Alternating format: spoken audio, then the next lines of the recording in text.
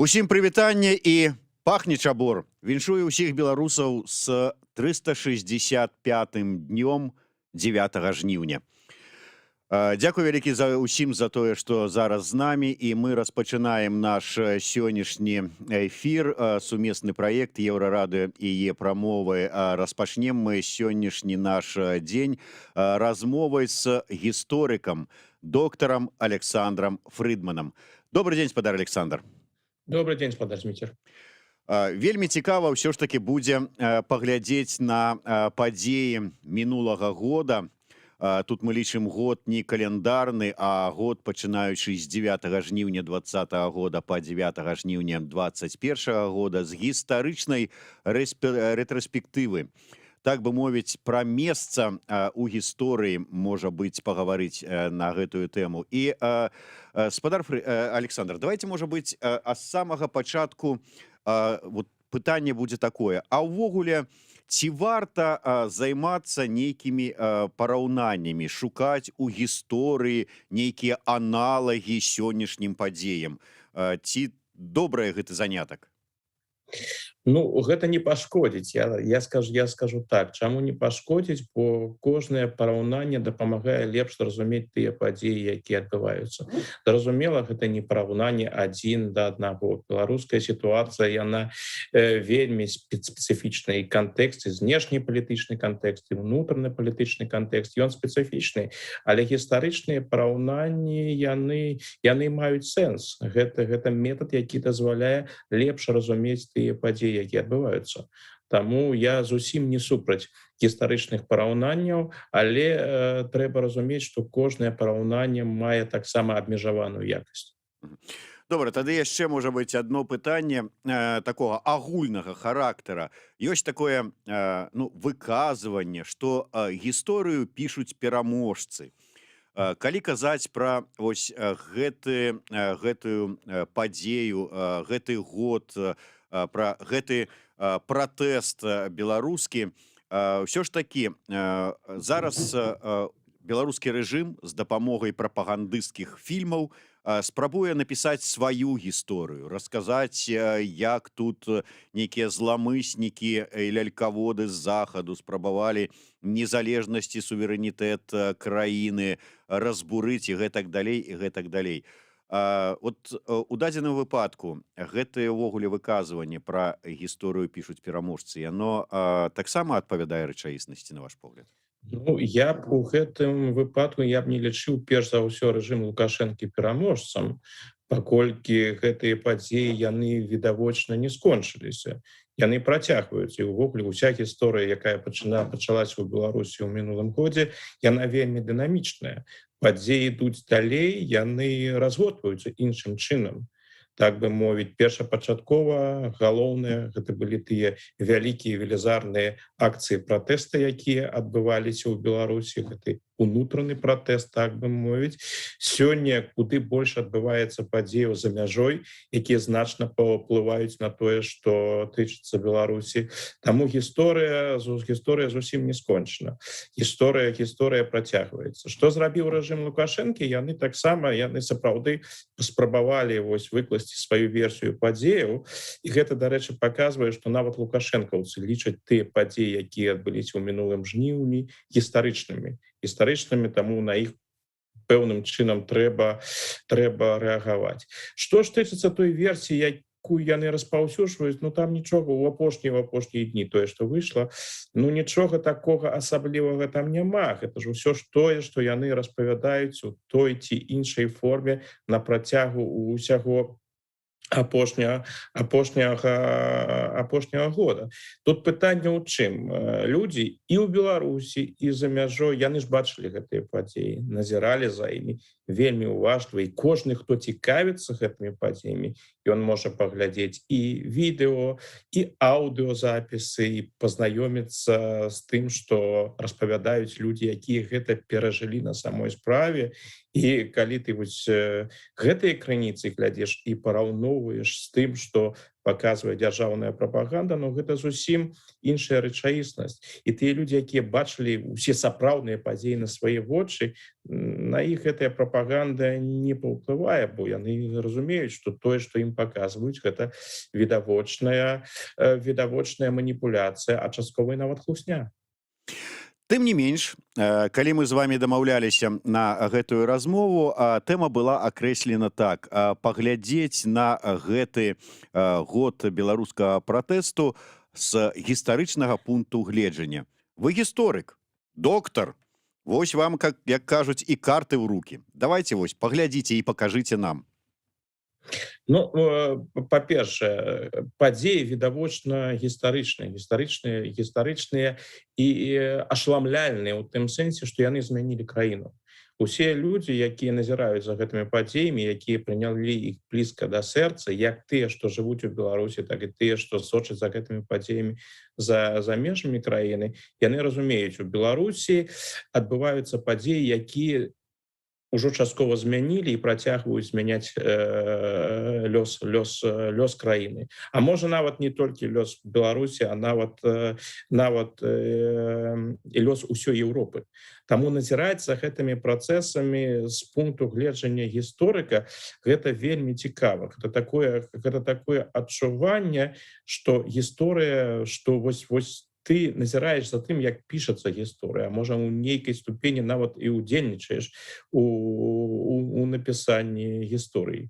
Я вось увесь гэты год, вельмі уважліва сочачы за падзеямі ў Беларусі, я імкнуўся зразумець, з чым гэта можна, вось гэтае адчуванне, з чым можна параўнаць вось гэтыя кардынальныя змены, якія і радыкальныя падзеі, якія адбываюцца. Напэўна, нешта падобнае перажывалі людзі напрыканцы 80-х гадоў ва ўсходняй Еўропе ці ў тым жа Савецкім Саюзе ў эпоху перабудовы і ў эпоху сканчэння савецкай улады. Так бы мовіць, ідуць такія працэсы, адчувальныя працэсы, якія відавочна зменяць лёс краіны, якія паўплываюць на будучае. Надзвычайная сітуацыя. Вось гэта, напэўна, адна з прычынаў, чаму я асабіста вельмі уважліва сачу за беларускімі падзеямі, і нават розныя іншыя праекты, якімі я таксама займаюся, я іх проста ці перанёс, ці адклаў на нейкі час, бо для мяне відавочна тое, што сёння адбываецца ў Беларусі і ўвакол Беларусі, вось гэта і ёсць сапраўдная гісторыя. У мяне, як у гісторыка, ёсць такое адчуванне таго, што Беларусь перажывае гістарычны момант. І гісторыкі, палітолагі, сацыёлагі і іншыя гуманітарыі, яны як бы ў такім становішчы, ў такім выпадку у іх зусім асаблівая роля. Імкнуцца разумець і нават у нейкай ступені тлумачыць тое, што адбываецца. Ці не сутыкнемся мы пазней з тым, што кожны гісторык будзе гэтую гістарычную падзею падаваць неяк па-свойму. Што для таго трэба, каб адпавядала выкладзеная потым, можа быць, неяк там на старонках гістарычных кніг там ці падручнікаў па гісторыі гэтыя падзеі рэчаіснасці як мага бліжэй? Ну, тут справа ў тым у сумленнай працы гісторыкаў. Бо, канешне, суб'ектыўную кампаненту ніхто не адмяняў, яна заўсёды прысутнічае. Але сумленны погляд, сумленная работа з фактамі, сумленная работа з крыніцамі і таксама пэўныя маральныя каштоўнасці. Яны тут неабходныя. Бо у гэтай беларускай сітуацыі гэты суб'ектыўны погляд, гэтая суб'ектыўнасць, яна вельмі выразна праяўляецца. Бо кожны даследчык, якімі тэмамі ён не займаўся, у яго ёсць пэўныя погляды, у яго ёсць пэўныя каштоўнасці. Гэтыя погляды і каштоўнасці, яны безумоўна уплываюць на вынік працы. І я таксама у гэтым сэнсе ніякім выключэннем не з'яўляюся. Бо так, я гісторык. я даследчык, я аналізую падзеі, але ў мяне ёсць акрэсленыя каштоўнасці і акрэсленыя маральныя погляды. І таму я ніколі не хаваў, каго я падтрымліваю ў гэтым выпадку, каму я сімпатызую і які рэжым мне падаецца абсалютна непрымальным. У гэтым сэнсе можна, канешне, сказаць, што ў чалавека у нейкай ступені ангажаваная пазіцыя, але гэта маральныя каштоўнасці, гэта прынцыпы, і калі дэмакратычныя прынцыпы і каштоўнасці таксама ўплываюць на навуковую працу, гэта цалкам нармальны працэс з майго пункту гледжання. Я разумею, што любая гісторыя не прымае, як кажуць, умоўнага такога вось, калі б было так, вот то так бы, а вот гэтак, то вось гэтак. Тым не менш, гісторыкі пастаянна азначаюць, вось быў нейкі паваротны момант у пэўных падзеях, калі тыя ці той хтосьці адзін зрабіў вось гэта, і таму гісторыя надалей пайшла развівацца так. У пратэстах 2020 года які момант вы назвалі бы паваротным, можа быць, і от які прывёў нас па выніку да вось гэтых жахлівых рэпрэсій, якія зараз беларускае грамадства перажывае? Ну, паваротны момант, безумоўна, галоўны момант, я пачну трошкі з іншага пункту. Галоўны момант, безумоўна, гэта падзеі 9 жніўня, калі людзі падняліся на вось гэты моцны пратэсты, безумоўна, супраць палітыкі Лукашэнкі і супраць таго, што адбывалася цягам мінулай выбарчай кампаніі, яны ж адбываліся і да 9 жніўня. І гэтыя моцныя, вельмі моцныя акцыі ў падтрымку Ціхановскай, гэта таксама вядома, гэта таксама гісторыя, значны этап у гісторыі пратэснага 2020 года. Але галоўны этап з майго пункта гледжання, гэта, безумоўна, тыя падзеі, якія адбываліся паміж 9 і 16 жніўня. Вось 9 жніўня пачатак пратэстаў, і тое, што пратэсты працягваліся, нягледзячы на тое, што была прыменены вось гэтыя спецсродкі, што іх так брутальна імкнуліся падавіць.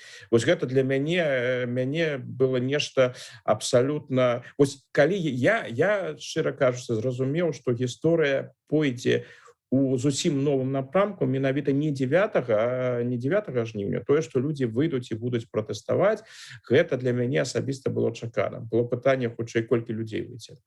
Тое, што Лукашенко будзе жорстка падаўляць самымі жорсткімі метадамі, тут пытанняў не ўзнікала. Кожны, хто знаёмы з палітычнай біяграфіяй Лукашэнкі, разумее, што гэта не той чалавек, які будзе там пойдзе на нейкія перамовы ці прызнае сваё паражэнне. Гэта выключана, гэта зразумела. Тое, што ён будзе падаўляць, мне таксама падавалася цалкам зразумелым. Што мяне ўразіла, гэта тое, што пратэсты працягнуліся, нягледзячы на вось гэтую хвалю, жахлівую хвалю рэпрэсій, жахлівую хвалю гвалту, які Беларусь перажыла ўжо ўначы з 9 на 10 жніўня. А потым працягваліся, нягледзячы на тое, што гвалт працягваўся, і гвалт узмацняўся.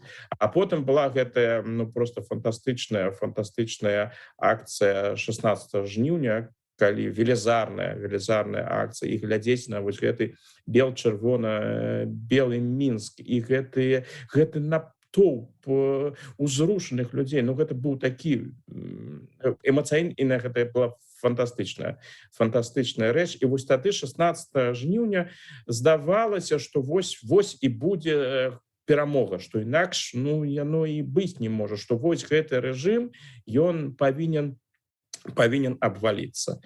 А потым, калі стала зразумела, што ўсё ж такі справа са штрайкам не асабліва атрымліваецца, тое, што нягледзячы на тое, што людзі выходзяць на вуліцы, яны ж працягвалі і далей выхадзіць і ў жніўні, і верасні, і гэтак далей, але рэжым не абрынуўся. І асабліва тое, вось для мяне гэта, напэўна, галоўны момант у тым сэнсе, што Лукашэнку удалося застацца ва ўладзе.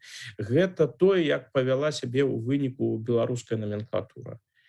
Тое, што у беларускай номенклатуры у атачэнні не ў прамым атачэнні Лукашенко. Я маю такое звычайных гэтых чыноўнікаў, дзяржслужбоўцаў і гэтак далей. Тое, што гэтыя людзі пабачылі тое, што адбывалася ў Мінску, і не толькі ў Мінску, дарэчы, адразу пасля выбараў, што яны даведаліся, а немагчыма, хто пра той жах, які ў Беларусі адбываўся, не даведаліся толькі тыя, хто не пажадалі даведацца. Астатнія мелі усе магчымасці. І што гэтыя людзі, ведаючы, што вось гэта адбылося, што былі аддадзены такія загады, што людзей катавалі, што ёсць забітыя, і што, нягледзячы на гэта, гэтыя людзі засталіся на сваіх пасадах і працягнулі працаваць, як яны працавалі да таго, калі вось гэтыя звальненні чыноўнікаў не сталі масавымі, а адбыліся толькі адзінкавыя. У гэты момант стала зразумела, што гэты апарат, што гэтая номенклатура і асабліва сілавы блок, яны застаюцца на баку Лукашэнкі, а гэта значыць, што ў Лукашэнкі ёсць добрыя шансы захаваць уладу.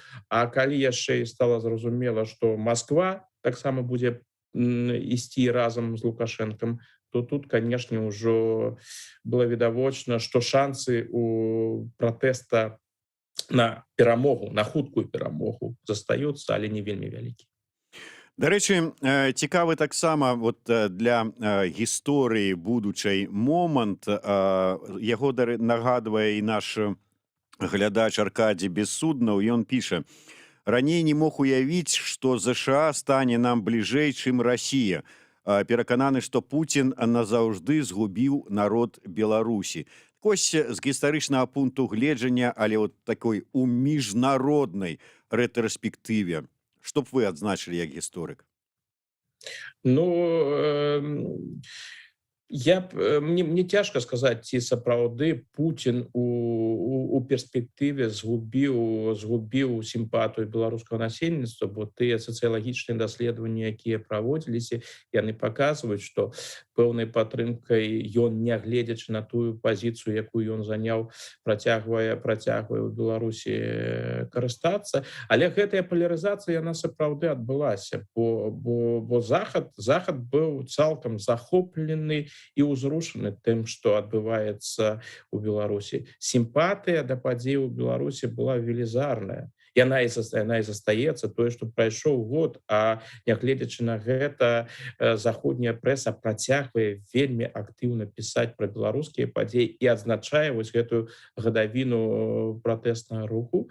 Гэта сапраўды паказвае, наколькі гэтая тэма ўзрушыла Захад. Учора, сёння заходнія палітыкі, не толькі нейкія шэраговыя палітыкі, сур'ёзныя палітыкі, кшталту кіраўніка еўрапейскай дыпламатыі Барэля, ці міністра замежных спраў Нямецчыны Хайка Мааса. Яны выказваюцца на гэтую тэму. І гэта паказвае, наколькі гэтыя падзеі ўзрушылі Еўропу. І, мабыць, гэта сапраўды так, што для шматлікіх беларусаў, якія ўдзельнічалі у пратэсным руху, для іх Запад у гэты момант стаў ментальна бліжэйшым. І трэба будзе паглядзець, мабыць, гэта вось той самы пункт, які і у перспектыве зменіць адносіны беларускага насельніцтва да Захада ў лепшы бок. Дарэчы, вы на пачатку размовы сказалі, што падзеі ў Беларусі гэтыя, яны зменяць па выніку у гістарычнай перспектыве не толькі, магчыма, Беларусь, але і Еўропу. А якім чынам гэтыя гістарычныя падзеі паўплываюць на Еўропу? Праз эмігрантаў вымушаных, дзесяткі тысяч беларусаў вымушаныя па выніку рэпрэсій з'ехаць з Беларусі. Яны будуць мяняць Еўропу? Ці што вы мелі на ўвазе? Гэта таксама, канешне, фактар, які трэба адзначыць, але ўсё ж такі я трохі пра іншае.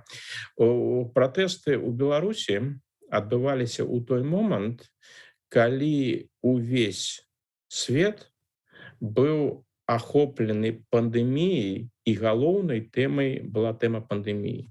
У час пандэміі, калі гаворка ідзе пра тое, каб нейкім чынам не захварэць, і калі гаворка ідзе пра асабістае здароўе, у такі час асабліва знешнепалітычнымі праблемамі іншым не цікавяцца. І тое, што беларускія пратэсты у такіх умовах зацікавілі, гэта ўжо падкрэслівае гістарычнае значэнне беларускіх пратэстаў. Бо на захадзе на гэтыя пратэсты глядзелі трошкі інш. У якім сэнсе? Што там адбываецца такое, чаму гэтыя людзі так узбудзіліся і пратэстуюць і прагнуць свабоды, калі яны выходзяць на вуліцы, пратэстуюць, змагаюцца за сваю свабоду, нягледзячы на розныя ковідныя гісторыі і гэтак далей. Гэта ўвогуле падняло вялікую філасофскую тэму. З аднаго боку здароўя, ахова здароўя, а з другога пункта гледжання змагання за дэмакратыю. Вось у гэты час, у гэты гарачы перыяд, жнівеньскі перыяд, вераснёўскі перыяд, мои калегі мне задавалі адно і тое ж пытанне: чаму беларусы гэта робяць? Яны ідуць на такія вялікія акцыі, пратэстуюць супраць гэтага Лукашэнкі. Але ж у нас сёння пандэмія, гэта ковід, і калі ты выходзіш вось на такую акцыю, дзе шмат людзей, асабліва яшчэ ведаючы тую палітыку ў дачыненні каронавіруса, якая ў Беларусі у мінулым годзе праводзілася, гэтыя людзі рызыкуюць. Дык што ж, шчыра кажучы, мае большую вагу? Вось барацьба супраць дыктатуры і барацьба за свабоду ці вось здароўе? І мне тут трэба кожны раз тлумачыць, што для беларусаў, якія выходзяць, для іх змагання за свабоду у гэты дадзены момант яно больш важнае, чым уласнае здароўе. І ў гэты момант тыя мае субяседнікі, яны пачыналі задумацца і пачыналі разважаць, і пачыналі ганарыцца тым, што ў Еўропе ёсць людзі, якія вось так змагаюцца за свабоду і паказваюць еўрапейцам каштоўнасць вось гэтай дэмакратыі і свабоды. Бо тое, за што беларусы змагаліся, пачынаючы з мінулага года і працягваюць змагацца, гэта тое, што ў Еўропе ёсць і гарантавана правы чалавека, у значнай ступені гарантавана, скажем так, правы чалавека, свабоды асобы і гэтак далей. У Беларусі ж гэтага, зразумела, няма, і таму за гэтыя базавыя каштоўнасці людзі і змагаліся. І гэта такі вельмі моцны гістарычны момант. І гэтым тлумачыцца тое, што, напэўна, калі мы паглядзім на інтэлектуальную заходнюю эліту, дык там не было фактычна ніводнага сур'ёзнага філосафа ці іншага навукоўца, які б не выказаўся па беларускаму пытанню. Беларусь стала сапраўды вялікай міжнароднай тэмай і застаецца. Яшчэ адзін момант. Любяць гісторыкі пасля ўжо асэнсоўваць ці апісваць ці спрачацца наконт ролі асобы, той ці іншай асобы у той ці іншай гісторыі з гістарычнага пункту гледжання. Калі глядзець на гэтыя падзеі, ці гаварылі б вы ўвогуле пра ролю асобы, і калі б гаварылі, то каго? Ваше меркаванне.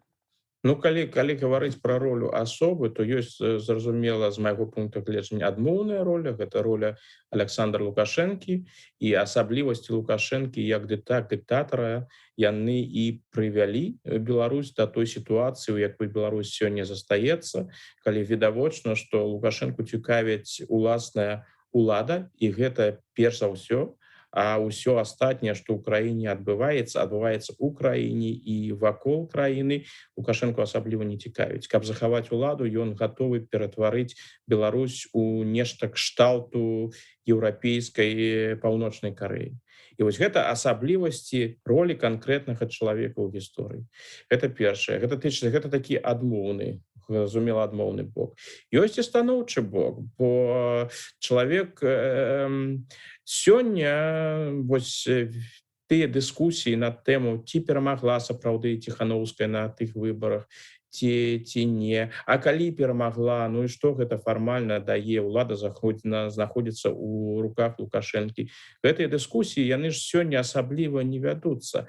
Але калі мы возьмем гэты факт, а тыя дадзеныя, якія ёсць, і той аналіз, якім я знаёмы, ён цалкам відавочны. Усё гаворыць пра тое, што Святлана Ціханаўская перамагла на гэтых выбарах, прычым перамагла у першым туры, а гэта значыць, што беларусы абралі яе, беларуская большасць абрала яе прэзідэнтам Беларусі. То гэта, канешне, безумоўна, гістарычным момантам, у тым сэнсе, што у персоне Ціханаўскай, персона чалавека, які палітыкай не займаўся, які, так бы мовіць, у пэўнай ступені выпадкова патрапіў у палітыку і зрабіўся нацыянальным лідарам. Але ўсё ж таки ці можам мы казаць пра ролю менавіта асобы, менавіта Ціханаўскай у тыя часы? Чалавек, які как бы не быў палітыкам, чалавек, які не выходзіў на акцыі, не заклікаў на акцыі, чалавек, гэта не той быў чалавек, за якім мы ішлі. Ці не падаецца вам, што асобай у тых падзеях быў беларускі народ, беларуская нацыя, якая самаарганізоўвалася, якая самавызначалася? Да, Ціханаўскую зрабілі такім сімвалам, але менавіта асобай, і ролю асобы, калі гаварыць, то гэта асоба такая агульная беларускага народа. Так, вы вельмі слушна заўважылі. Зразумела, галоўны герой гэтых падзеяў — гэта беларускі народ, які абудзіўся, які выйшаў, які змагаўся і працягвае змагацца у іншых формах, але працягвае змагацца за свабоду. Пра іншыя формы я, можа, патлумачу трошкі пазней. Што тычыцца Святланы Ціханаўскай, Святлана Ціханаўская гэта безумоўна сімвал. Але лёс быў наканаваны менавіта ёй стаць гэтым сімвалам. Я мяркую нават, што калі б на гэтых выбарах вылучаліся ці вы, ці я, і выйшлі ў выніку супраць Лукашэнкі, то, напэўна, нават я перамог бы Лукашэнку, а вы перамаглі б гэта 100% і куды з лепшым рэзультатам, чым я. Таму гэта, канешне, тое, што гэта была Ціханаўская, гэта такі сімвал. Вельмі прыгожы, дарэчы, сімвал. Калі гэтыя падзеі скончацца, а я ўпэўнены, што яны скончацца добра для дэмакратычнага руха і Беларусі, у выніку шлях вельмі цяжкі, але у мяне поўная ўпэўненасць пасля гэтага года, што Беларусь будзе свабоднай дэмакратычнай краінай. І вось тады будзе ісці пераасэнсаванне, і таксама будзе ісці пераасэнсаванне ролі Святланы Ціханаўскай у гэтых падзеях. І калі дазволіце, вось я падкрэсліў, што як бы змаганне яно працягваецца, і проста працягваецца ў іншых формах. Калі я гэта кажу, мне заўсёды кажуць: ну якія формы? Ну вось людзі больш не выходзяць на вуліцы, амаль не выходзяць. Ну ёсць нейкія там маленькія акцыі, калі яны ўвогуле адбываюцца, што гэтага больш няма больш вялікіх акцый, няма больш дваравых акцый і гэтак далей, што працэс вонкава ён як бы скончыўся. Вось гэты тэзіс ён вельмі папулярны. Але тут трэба ўлічваць умовы, у якіх у Беларусі сёння ідзе жыццё. І тая дыктатура і брутальнасць той дыктатуры, якую сёння усталяваў Александр Лукашенко, і тыя метады, якімі карыстаецца беларуская дыктатура. Так вось тут трэба разумець, што ў такіх умовах, калі аўтарытарны рэжым у некаторай ступені нават ператвараецца ці набывае таталітарныя рысы, у такіх умовах любая форма пратэста, ужо гэтую форму пратэста трэба паважаць, бо чалавек, які нават сімвалічна пратэстуе, ці нейкім чынам паказвае сваю нелаяльнасць или тое, што ён не падтрымлівае гэты рэжым, ён ужо рызыкуе. І гэта ўжо і ёсць сама па сабе форма пратэста. Нават больш я магу сказаць, тыя людзі з Беларусі, якія глядзяць сёння гэты эфір, і не і падзяляюць той пункт гледжання, які падзяляю я, ці падзяляеце вы. Гэта ўжо у пэўным сэнсе форма пратэста супраць таго, што адбываецца ў Беларусі. Так гэта трэба разумець у аўтарытарным і тым больш у таталітарным грамадстве, і формы пратэста іншыя. Яшчэ адзін момант хацеў даведацца ваша меркаванне. Ўсё ж такі тыя ці іншыя гістарычныя падзеі, яны безумоўна уплываюць на чалавека, там, на сям'ю, мяняюць чалавека там, ці характар яго дзеянняў. Як гэтыя падзеі, калі браць не асобнага чалавека, але браць беларускае грамадства, як яны паўплывалі на беларускае грамадства, на беларусаў, можа быць, нават як нацыю? Ну, тое, што мне досыць цяжка адказаць на гэтае пытанне, бо я за гэтымі падзеямі, так бы мовіць, назіраю вонкава. Я не хаджу па мінскім вуліцам, і мне цяжка, ці мінскім, ці іншым вуліцам беларускіх гарадоў, мне цяжка ацэніць тое, чым жывуць людзі, і як яны глядзяць на гэтыя падзеі. Я размаўляю з людзьмі, у мяне складваецца ўражанне, і цяжка сказаць, наколькі гэтае ўражанне сапраўды адпавядае рэчаіснасці. Але ўсё ж такі, тое, што я назіраю, тое, што я чытаю, тое, што я бачу, мне падаецца, што беларусы сённяшнія беларусы гэта іншыя людзі. Беларусь змянілася, і змяніліся людзі. Людзі перажылі гэты перыяд, яны перажываюць яго далей. У іх узмацнілася цікавасць, гэта я дакладна бачу, цікавасць да беларускай гісторыі, да беларускай мінуўшчыны. У іх узмацнілася цікавасць да дэмакратычных каштоўнасцяў. Гэта відавочна. Ёсць людзі, якія нават не тое, што змянілі свае погляды за гэты перыяд, нават у дэмакратычным сэнсе яны гэтыя погляды дэмакратычныя узмацнілі. Гэта назіраецца з аднаго боку, і гэта вельмі прыемная тэндэнцыя. Гэта падмурак для будучай дэмакратычнай Беларусі. Гэта такі у пэўным сэнсе парадаксальны эфект. Беларусы ўжо пэўны час змагаюцца за свабоду. Пры гэтым яны жывуць у дыктатуры. І вось гэтае змаганне за свабоду і асэнсаванне дэмакратычных і свабодных каштоўнасцяў робіць беларускае грамадства, робіць тых людзей больш дэмакратычнымі. Гэтым людзям будзе лягчэй існаваць у будучым у дэмакратычных умовах. Гэта адзін бок. Іншы бок гэта тыя людзі, якія фундаментальна падтрымліваць Александра Лукашэнку. Такія людзі таксама, зразумела, ёсць. На гэтым баку там тэндэнцыі вельмі непрыемныя, там адбываецца радыкалізацыя у негатыўным накірунку, так бы мовіць, узрастае падтрымка ўсяго антыдэмакратычнага. І, зразумела, ёсць досыць вялікая праслойка насельніцтва, мне цяжка ацэніць яе колькасна. Гэта тыя людзі, якія з аднаго боку больш асабліва не падтрымліваюць Лукашэнку, ці не супраць, каб у Беларусі сітуацыя змянілася, каб Лукашенко сышоў, а з іншага боку яны не гатовыя падтрымаць пратэсны рух. І гэта таксама відавочна значная колькасць насельніцтва. Але гэтыя людзі, якія, мне падаецца, у выніку стануць на дэмакратычны бок. І на заканчэнне, тут акурат разам з намі, разам з вамі выступае ў паралельным сусвеце Лукашенко на сваім як его там это мерапрыемства называецца, вялікая размова, ці там яшчэ што. І я менавіта пра яго асобу хацеў бы на заканчэнне спытацца. Безумоўна, Лукашенко марыў увайсці ў гісторыю Беларусі як значная, ці ледзь не вырашальная, можа быць, нейкая такая з'ява ці частка гісторыі Беларусі. Першы прэзідэнт незалежнай краіны. Потым пачалі раскручваць, што не будзе Лукашэнкі, не будзе незалежнасці і суверэнітэту, і гэтак далей, і гэтак далей. А вось па выніку ўсіх гэтых падзеяў апошняга года, якім вам бачыцца, як будзе выглядаць у гісторыі Беларусі гэтая асоба?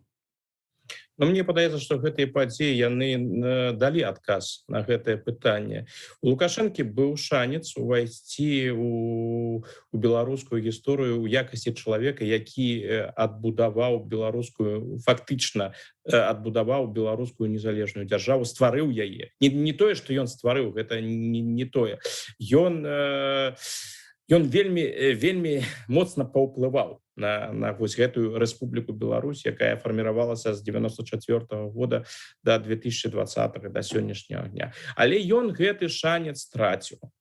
Калі Лукашенко безумоўна войдзе ў гісторыю Беларусі, так ці інакш, гэта першы прэзідэнт і чалавек, які знаходзіцца так доўга ва ўладзе, але ён войдзе ў гісторыю як беларускі Хусейн альбо беларускі Кадафі.